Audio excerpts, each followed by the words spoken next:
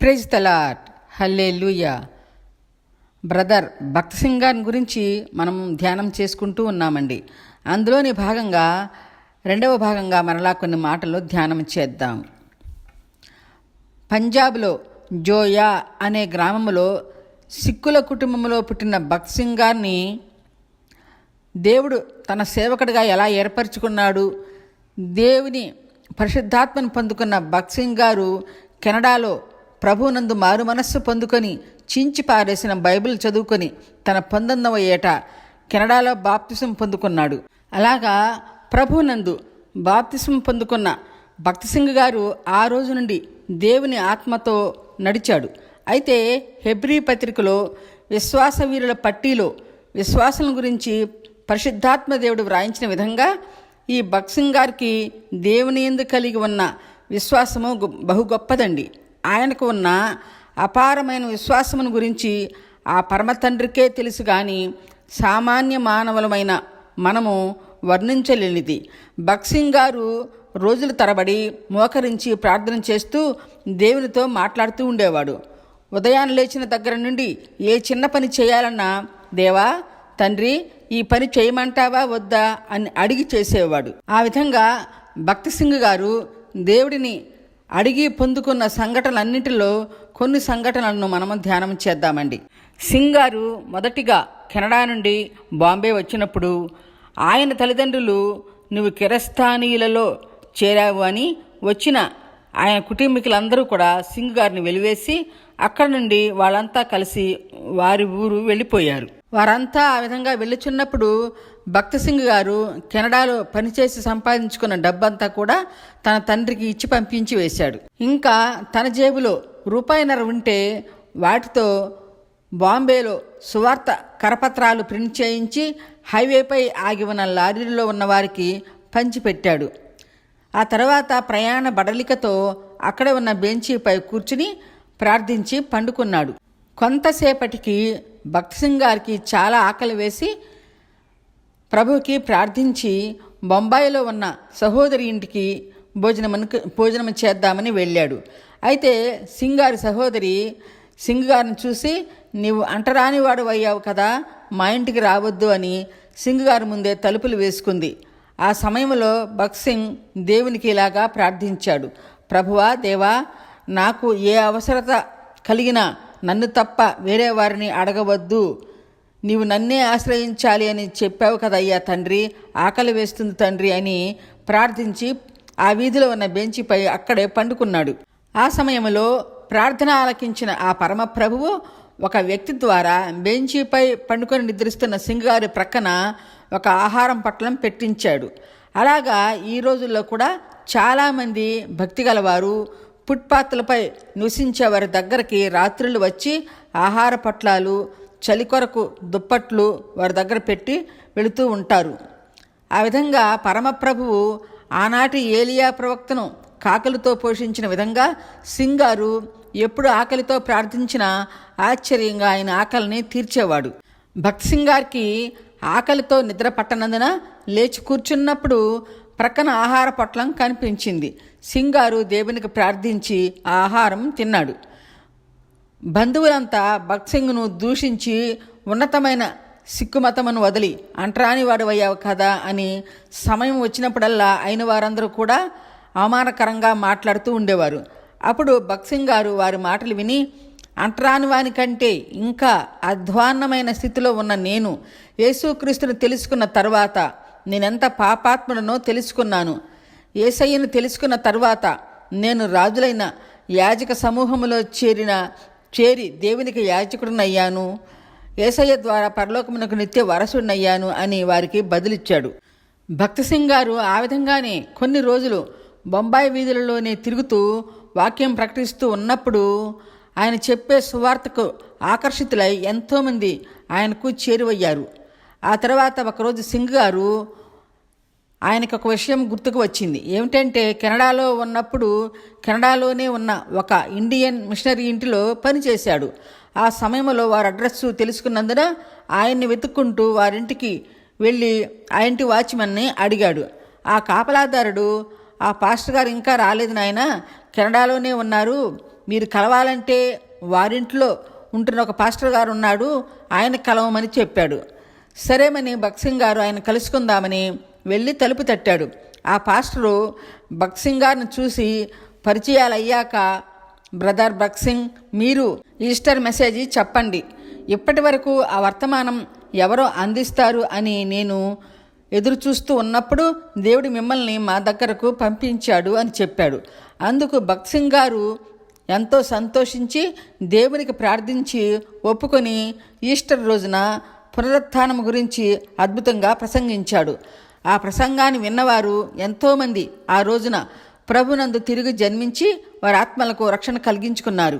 భక్తసింగ్ గారికి దేవుడు మెల్లమెల్లగా మార్గాలు తెరవటం వలన తాను చదివిన అగ్రికల్చరల్ ఇంజనీరింగ్ సర్టిఫికెట్లను, తల్లిదండ్రులను, కుటుంబమును శాంతం విడిచిపెట్టి పట్టణాలు, గ్రామాలలో, వీధులలో సువార్త ప్రకటిస్తూ ఉన్నప్పుడు దేవుడు సింగ్ గారితో ఈ విధంగా మాట్లాడుతూ, నీవు నీ సొంత ఆస్తులను వదిలిపెట్టు, నేను నిన్ను నడిపిస్తాను.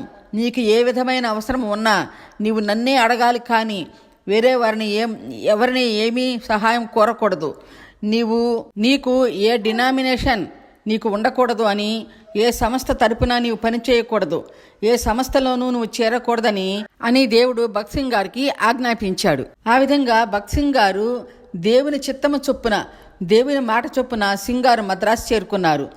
దేవుడు నడిపించిన విధంగా మద్రాసులో వీధులలో, కొండలపైన సువార్త పరిచయం చేస్తూ ఉన్నప్పుడు 1941 సంవత్సరం 12వ తేదీన మద్రాసు రాష్ట్రంలో యెహోవా షమ్మా అనే సంస్థను స్థాపించమని దేవుడు తెలియపరిచాడు. దేవుని చిత్తము చొప్పున ఆయనను మద్రాసులో వెంబడించిన వారితో కలిసి యెహోవా షమ్మా అనే సంస్థను స్థాపించాడు. యెహోవా షమ్మా అంటే దేవుడే నాకు తోడు అని అర్థం అండి. భక్తసింగ్ గారు ఆ సంస్థ స్థాపించిన తరువాత తమిళనాడు రాష్ట్రంలో బైబిల్ కొరత ఏర్పడిందండి. ఆ సంగతి తెలుసుకున్న బైబిల్ సొసైటీ వారు ప్రత్యేకంగా కొన్ని లక్షల బైబిల్స్ను తమిళనాడు కొరకే ప్రింట్ చేసి సరఫరా చేశారు. అంటే దీనిని బట్టి భక్తసింగ్ గారి పరిచర్య ఎలా జరిగిందని తెలుసుకుంటాం. భక్తసింగ్ గారి పరిచర్యకు ఎనలేని మంది యేసుక్రీస్తుని వెంబడించేవారు. ఆ విధంగా జరుగుతున్న కాలంలో సరిగ్గా 10 సంవత్సరాల తర్వాత దేవుడు హైదరాబాద్ వెళ్ళమని చెప్పినప్పుడు భక్తసింగ్ గారు తనను వెంబడించే వారిలో కొంతమంది అనుచరులను తీసుకొని 1951 సంవత్సరంలో హైదరాబాద్కు వచ్చి హెబ్రోను అనే పేరుతో ఒక సంస్థను స్థాపించారు. హెబ్రోను అంటే దేవుని స్నేహము అని, దేవుడే నా స్నేహితుడు అన్న అర్థంతో హెబ్రోన్ను స్థాపించారు. అది హైదరాబాద్లో ఈనాటికి సర్వీస్ జరుగుతుందండి. భక్తసింగ్ గారు ప్రభువుని తెలుసుకున్న తర్వాత ఏదైనా దేవుని ఆజ్ఞ ప్రకారంగా, దేవుని చిత్తము చొప్పున తన జీవితాన్ని కొనసాగించాడు. ఏ పని చేయాలన్నా ప్రభువుకి ప్రార్థించి ఆయన ఇచ్చిన తలంపుతోనే ముందుకు సాగిపోయేవాడు. ఎలాగంటే భక్తసింగ్ గారి యొక్క సేవా కార్యక్రమములను, దేవునిపై ఆయనకున్న విశ్వాసమును గురించి అప్పటి ప్రపంచ ప్రజలందరూ తెలుసుకున్నప్పుడు సింగ్ గారిని గురించి తెలుసుకున్న అమెరికా వారు భక్తసింగ్ గారిని వైట్ హౌస్లో ప్రసంగం చేయమని ఆహ్వానించారట. అప్పుడు సింగ్ గారు దేవుడిని అడిగి డేట్ ఇస్తాను అని చెప్పారట. అయితే దేవుడు భక్తసింగ్ గారు ఈ విషయమే ప్రార్థించినప్పుడు ప్రభువు సమాధానం ఇవ్వలేదు. అందుకని భక్తసింగ్ గారు కూడా అమెరికా వారికి ఏమీ చెప్పలేదు. అప్పుడు వారు ఎన్ని రోజులు ఫోన్ చేసినా సింగ్ గారు డేట్ ఇవ్వలేకపోతున్నారు. ఆహ్వానించిన వారు వైట్ హౌస్లోని ప్రతినిధులు కనుక నీవు సమాధానం చెప్పలేదేమిటి అని అడిగారు. భక్తసింగ్ గారు నెమ్మదిగా ఆలోచించి, వైట్ హౌస్ వారి అయినా ఇంకా నాకు పరలోకం నుండి ఆన్సర్ రాలేదు, పిలిచింది వైట్ హౌస్ వారే అయినా నాకు ఇంకా పరలోకం నుండి ఆన్సర్ రాలేదు కనుక నేను డేట్ ఇవ్వలేకపోయాను అన్నారు. అప్పుడు ఆ ప్రతినిధులంతా భక్తసింగ్ గారికి దేవుని యందు కలిగిన భక్తి విశ్వాసములకు ఆశ్చర్యచకితులై సింగ్ గారిని ఎంతగానో అభినందించారట. భక్తసింగ్ గారు పంజాబీ భాషనే కాక ఉర్దూ, హిందీ, ఇంగ్లీషు ఇంకా కొన్ని భాషలను కూడా అనర్గళంగా మాట్లాడేవారు. ఆ విధంగానే భక్తసింగ్ గారు పాస్టర్స్ సమ్మేళనంలో భాగంగా ఒకసారి వాక్య పరిచర్య నిమిత్తము అమెరికా వెళ్ళారు. ఆ దేశంలో ఉన్న ఒక బిలియనీరు తనలో తాను ఇలాగా అనుకున్నాడు. ఏమని అంటే, ఇండియా పాస్టర్స్ అందరూ కేవలం డబ్బుల కొరకే అమెరికా వస్తారని అనుకునేవాడు. అలాగా ఆ రోజు జరిగే సభలో ఆ ధనికుడు భక్త్ సింగ్ గారి దగ్గరకు వచ్చి ఒక చెక్ బుక్ ఇచ్చి, బ్రదర్ భక్త్ సింగ్, నేను నీకు ఒక చెక్ ఇస్తున్నాను, దీనిపై నీకెంత డబ్బు కావాలో అంక వేసుకొని ఆ డబ్బు బ్యాంకు ద్వారా డ్రా చేసుకో అన్నప్పుడు భక్త్ సింగ్ గారు ఆ ధనికుడి వైపు ప్రశాంతంగా చూసి, పరమప్రభువు శ్రీమంతుడైన యేసుక్రీస్తు నాకుండగా నాకు ఎవరితోనూ పని లేదు. ఎంతటి ధనవంతుడైనా నా ప్రభువు నీతిపరుడైన శ్రీమంతుడు కనుక నా అవసరతలన్నీ ఆ యేసయ్యే చూసుకుంటాడు, నాకు ఏ చెక్కు వద్దు అని ఆ కాగితం అక్కడే చించి ఆయన ముందే పడవేశాడు. అప్పుడు ఆ గొప్ప ధనికుడు తన ఆలోచనకు సిగ్గుపడి భక్త్ సింగ్ గారికి దేవునిపై ఉన్న అపారమైన విశ్వాసమును నమ్మకమును బట్టి ఎంతో సంతోషించి అభినందించాడు. అప్పుడు ఆ ధనికుడు కూడా ప్రభువునందు రక్షణ పొందుకున్నాడు. మనం ఇక్కడ గమనిస్తే ఆ ధనికుని రక్షణ కొరకే ప్రభువు ఆయనకు ఆలోచన కలిగించి అతన్ని భక్త్ సింగ్ గారి దగ్గరికి పంపించాడు అని మనం తెలుసుకుంటాం. భక్త్ సింగ్ గారు ప్రభువునందు తిరిగి జన్మించిన తరువాత ప్రతి చిన్న పనికి భక్త్ సింగ్ గారు ప్రభునందు తిరిగి జన్మించిన తర్వాత ప్రతి చిన్న పనికి కూడా అది ఏదైనా కానీ దేవుని అడగకుండా చేసేవారు కాదు. అలాగా ఒకసారి భక్త్ సింగ్ గారికి గడ్డం మాసిపోయింది. ఈ విషయమై ప్రభువుకు 2 సార్లు ప్రార్థించినప్పుడు 2 సార్లు కూడా వెళ్ళవద్దు అని చెప్పాడు. తర్వాత మరలా కొన్ని రోజులకు, ప్రభువా ఈరోజు బార్బర్ షాప్కి వెళ్ళమంటావా వద్దా అని ప్రార్థించినప్పుడు, ఈరోజు నువ్వు వెళ్ళు అని చెప్పాడు. భక్త్ సింగ్ గారు ప్రార్థన ద్వారా పొందుకున్న జవాబును బట్టి ఆ రోజు బార్బర్ షాప్కి వెళ్ళినప్పుడు షాప్ అంతా ఖాళీగా ఉంది. ఆ బార్బర్ షాప్కి వస్తున్న సింగ్ గారికి ఎదురు వచ్చి తీసుకుని వెళ్ళి కుర్చీలో కూర్చోబెట్టాడు. అప్పుడు సింగ్ గారు బార్బర్తో మాట్లాడుతూ, ఈరోజు నీ షాప్లో ఎవరూ లేరని నా ప్రభువుకు తెలుసు కనుక నీకు ఆయన మాటలు చెప్పమని ఈరోజు నన్ను నీ దగ్గరకు పంపించాడు అని ఆ బార్బర్కు దేవుని సువార్తను సింగ్ గారు బోధించాడు.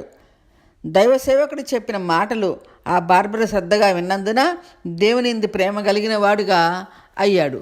అయితే సింగ్ గారి దగ్గర డబ్బులు కూడా లేవు కనుకనే సింగ్ గారు, ప్రభువా నా దగ్గర డబ్బులు లేవు, మరి నేను బార్బర్ షాప్కి వెళ్ళనా వద్దా అని ప్రార్థనాపూర్వకంగా అడిగినప్పుడు వెళ్ళమని చెప్పాడు.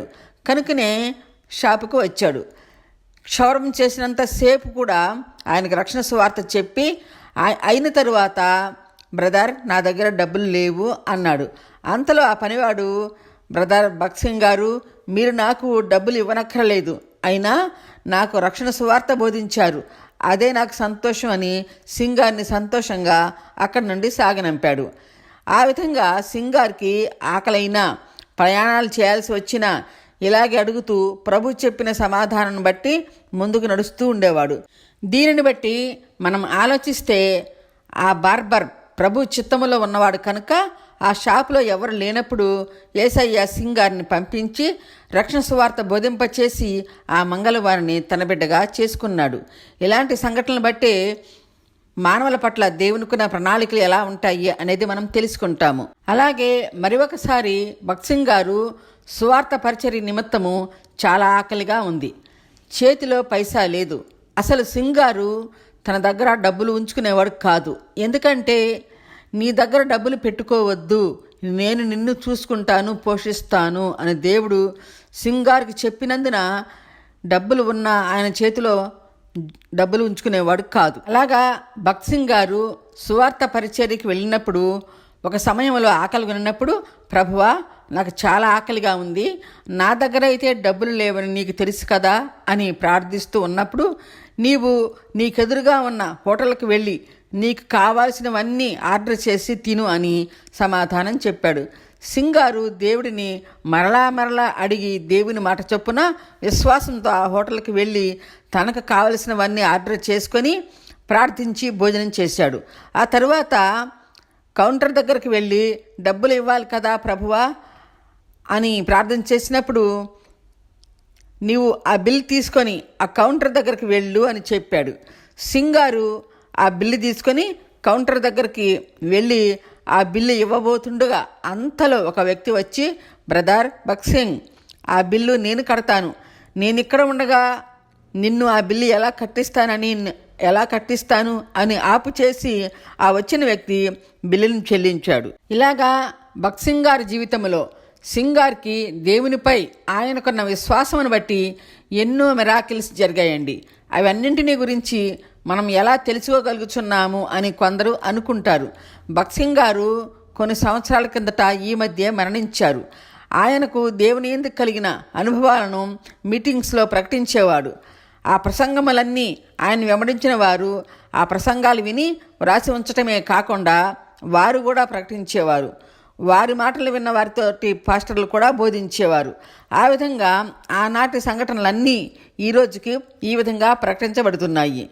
ఆయన్ని వెంబడించిన దైవ సేవకులు హెబ్రోను సంస్థలో ఇప్పటికీ అనేక మంది ఉన్నారు. వారిలో చాలామంది సింగ్ గారు మరణించే నాటికి ఉన్నారు కనుక వారి ద్వారా సింగ్ గారికి దేవుడు చేసిన అద్భుత ఆశ్చర్య కార్యములను ప్రకటించడం జరుగుతుంది. అలాగా వారందరూ చెప్పిన మాటలను బట్టి మనం ఇప్పుడు ధ్యానించగలుగుతున్నామండి. ఆ విధంగానే మద్రాసు పట్టణంలో ఆయన చేసే సేవా కార్యక్రమాలలో జరిగిన సంఘటనల గురించి దేవుడు సింగ్ గారి ప్రార్థన విన్నప్పుడు జరిగించిన ఆశ్చర్య కార్యం గురించి రెండు సంఘటనలను మనం ధ్యానం చేద్దాం. సరే అండి, దానికి ముందుగా ఇంకొక విషయం మనం జ్ఞాపకం చేసుకుందాం. భగత్ సింగ్ గారి నాన్నగారు కొన్ని కారణాల వలన కుమారునికి డబ్బులు పంపించలేకపోయారు కెనడాలో ఉన్నప్పుడు.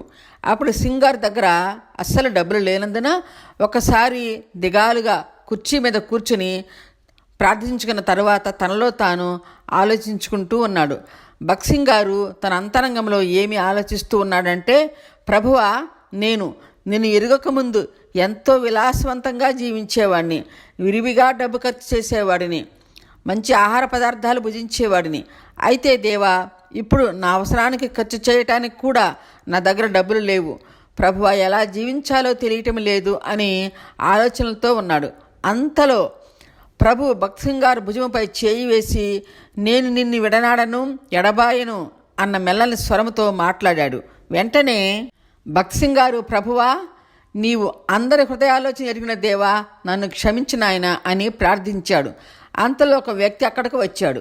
ఆ వచ్చిన వ్యక్తి భగత్ సింగ్ గారిని చూసి, నువ్వు ఇండియాకు చెందిన వాడవా అంటే, అవును, నేను ఇండియా వాడినే అని అన్నాడు. అప్పుడు ఆ వ్యక్తి, నా తల్లిదండ్రులు ఈరోజు ఒక ఇండియా వాడిని కలవాలని అనుకుంటున్నారు, మీకు అభ్యంతరం లేకపోతే మీరు మా ఇంటికి వస్తారా అని మాట్లాడాడు. వెంటనే భగత్ సింగ్ గారు ప్రార్థించి దేవుని చిత్తము చొప్పున ఆయన చెప్పిన విధముగానే సింగ్ గారు వారింటికి వెళ్ళినప్పుడు వారికి సింగ్ గారిపై ఎంతో ఆదరణ కలిగించినందున, నువ్వు ఎక్కడికి వెళ్ళవద్దు, నీకు ఇష్టం ఉన్నంత కాలం మా దగ్గరే ఉండు అని అన్నారు. అలాగా సింగ్ గారు కెనడా నుండి ఇండియాకు వచ్చే వరకు దేవుడు సింగ్ గారిని వారి ద్వారా పోషింపచేశాడు. భగత్ సింగ్ గారు ఎందుకు అంతగా దిగులుగా విచారించాడంటే, భగత్ సింగ్ గారికి వాళ్ళ నాన్నగారు కొన్ని కారణాల వలన డబ్బు ఆ సమయంలో పంపించలేకపోయినందున అంత దిగులుగా ఉన్నప్పుడు దేవుడు సింగ్ గారిని తన హస్తముతో బలపరిచి, నేను నిన్ను విడువను, ఎడబాయను, దిగులు పడకు అని ఒక మార్గమును చూపించాడు. ఎలాగంటే దేవుడు ఆనాటి ఏలియా ప్రవక్త గారిని కాకోలములతో సారేపతిలోని విధవరాలితో పోషింపచేసినట్లు ఇక్కడ సింగ్ గారిని కెనడా దంపతుల ద్వారా ఆయన ఇండియా వచ్చే వరకు పోషింపచేశాడండి. భగత్ సింగ్ గారు ఒకసారి తన సహచరులతో కలిసి ఇంగ్లాండ్ దేశంలో జరుగుతున్న మీటింగ్స్కి వెళ్ళవలసి ఉండగా సింగ్ గారు ప్రార్థన ముగించుకొని ఎయిర్పోర్ట్కి చేరేసరికి అప్పుడే ఫ్లైట్ ఎగరటానికి సిద్ధమయ్యి వెళ్ళిపోయింది. అంతలో సింగ్ గారు అక్కడే వెంటనే మోకరించి, ప్రభువా, నేను అక్కడ నీ పరిచర్య తప్పక చేయాలి ప్రభువా, నీవు నన్ను అక్కడికి ఎలా చేరుస్తావో నాకు తెలియదు, కానీ ఊహించని విధంగా కార్యములు సఫలం చేసే దేవుడు కనుక వెళ్ళిన విమానము వెనక్కి వచ్చినట్లు చేయి ప్రభువా అని ప్రార్థించాడు. ఎలాగంటే, ప్రభువా, యెహోషువ ప్రార్థిస్తే సూర్యచంద్రుని నిలిపివేశావు కదా, యెషయా ప్రార్థిస్తే కాలాన్ని వెనక్కి నడిపించావు కదా అని ప్రార్థించి విమానాన్ని వెనక్కి వచ్చేటట్లుగా సహాయం చేయి తండ్రి అని దేవుడినే బ్రతిమలాడుకున్నాడు. భగత్ సింగ్ గారి ప్రార్థన విన్న ఆయనతోటి సహచరులు, ఇది ఏమైనా బస్సా తిరిగి రావటానికి అని వారికి వారే అనుకున్నారు. అంతలో కొద్దిసేపటికే విమానం వెనక్కి వచ్చింది. వెంటనే భగత్ సింగ్ గారి పేరు అనౌన్స్ చేశారు. సింగ్ గారు త్వరగా బయలుదేరి విమానంలో కూర్చున్నారు. అయితే సింగారి ప్రార్థన విన్న ఆ పరమ ప్రభువు ఆ విమానాన్ని ఏ కారణం చేత వెనక్కి పంపించాడు అన్నది మనం శ్రద్ధగా ఉందామండి. ఆ పరమ ప్రభువుకు జరిగినవి, జరుగుచున్నవి, జరగబోయేవి కూడా అన్నీ తెలిసిన త్రికాలజ్ఞుడు కనుక విమానాన్ని సింగ్ గారి కోసం వెనక్కి మళ్లించాడండి. అసలు కారణం ఏమిటంటే అదే ఫ్లైట్లో ఇంగ్లాండ్ రాజుల వంశానికి చెందిన ఒక స్త్రీ ప్రయాణం చేస్తుంది. ఆమె ఇండియా దేశానికి వచ్చి ఒక హోటల్లో దిగింది. ఆమె ఆ హోటల్లో తన చేతికి ఉన్న రాజవంశీకుల యొక్క సంబంధించిన ఒక ఖరీదైన ఉంగరము బాత్రూములో మర్చిపోయింది. ఆమె హడావిడిగా వచ్చి విమానంలో కూర్చుంది. విమానం కూడా వెంటనే టేకాఫ్ అయ్యింది.